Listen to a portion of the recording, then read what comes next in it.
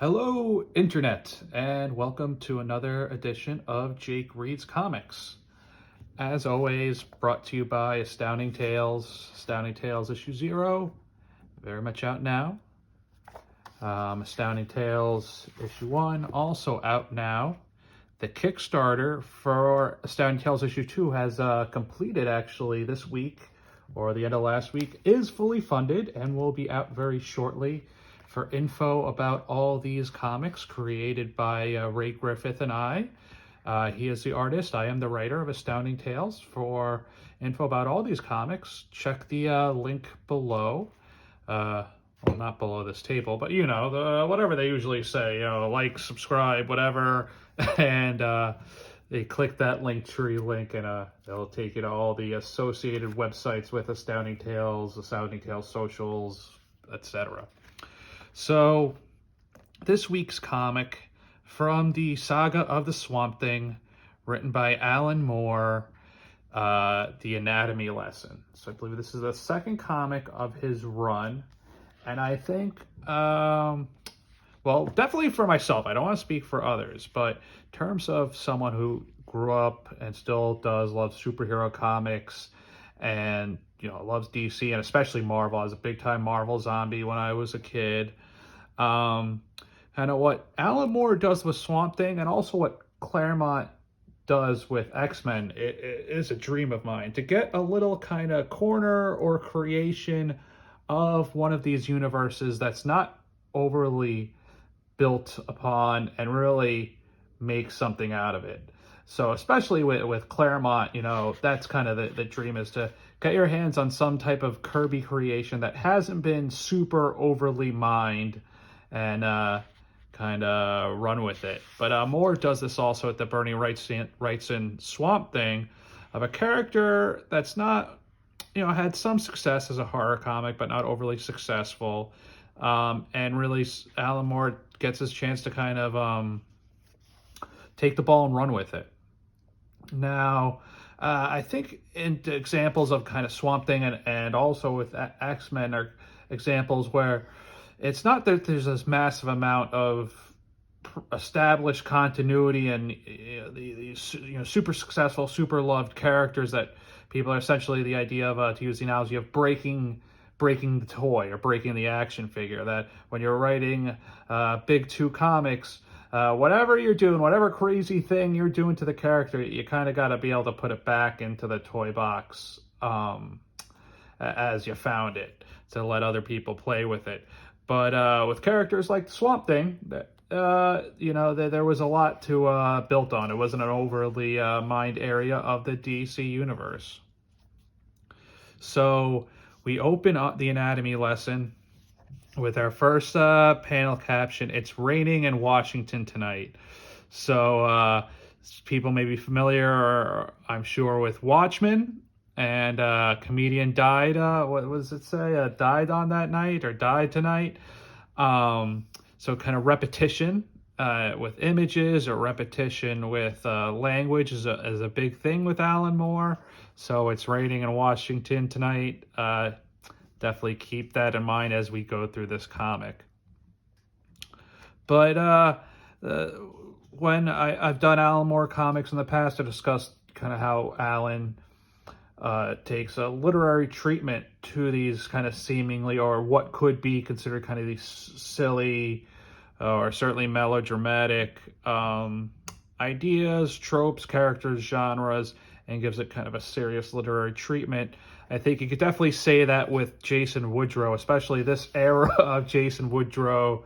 The Floronic Man is kind of silly, but Alan Moore's treatment, I would not consider it a silly character. In fact, there's gravitas to it.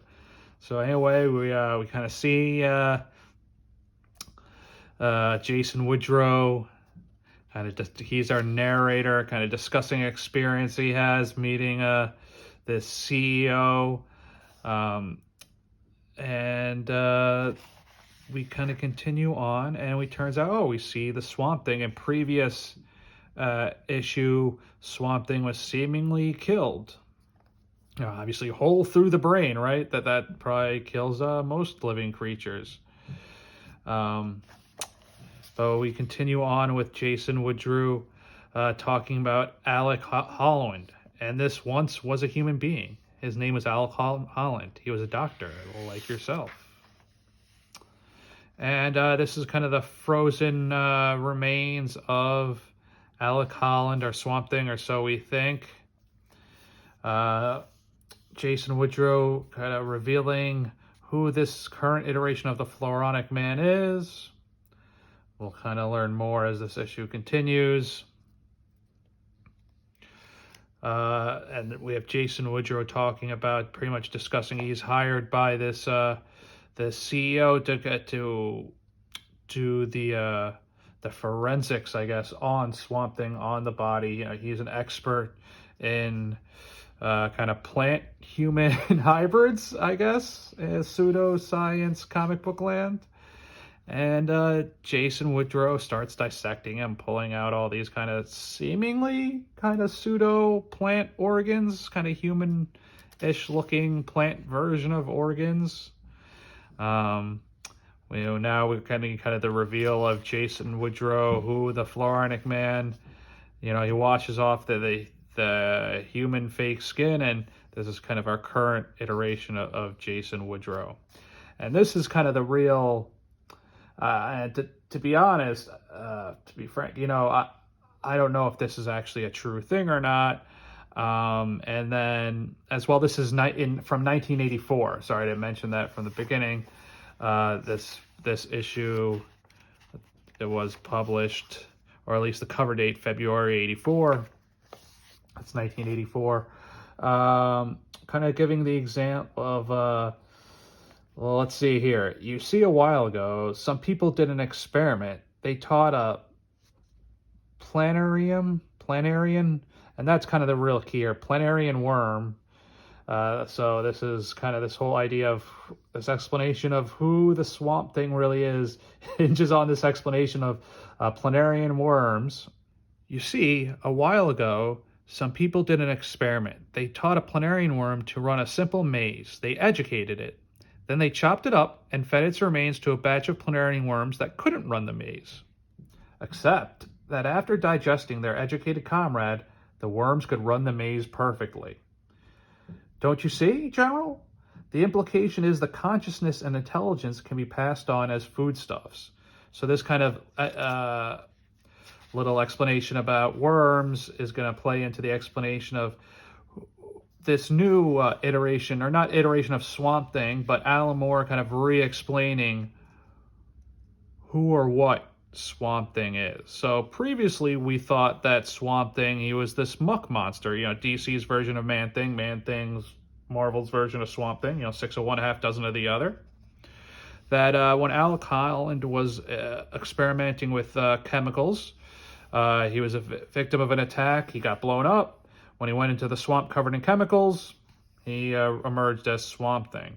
But now this idea of information through digestion, that perhaps instead Alan Moore died in that swamp that night, and the swamp consumed Alec Holland.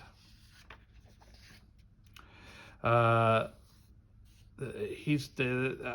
antagonist is not really super concerned with the science of it and dismisses Woodrue, and just happy to have this kind of being kind of held in stasis or dead that he can manipulate and exploit, and dismisses Woodrue in a kind of an arrogant manner. But then we see the thermostat in the freezer units and the doors, something allowing letting the carcass of Swamp Thing, let that start to defrost, let some water get in there. And the Floronic Man is definitely reveling in this, and we kind of see starting to emerge from the husk of what was thought Swamp Thing's corpse. There seems to be something alive, something emerging. Really, the old man could have worked that out for himself. I wonder what he's doing now. I wonder how long he'll be able to resist going down there and taking a look. Or perhaps not.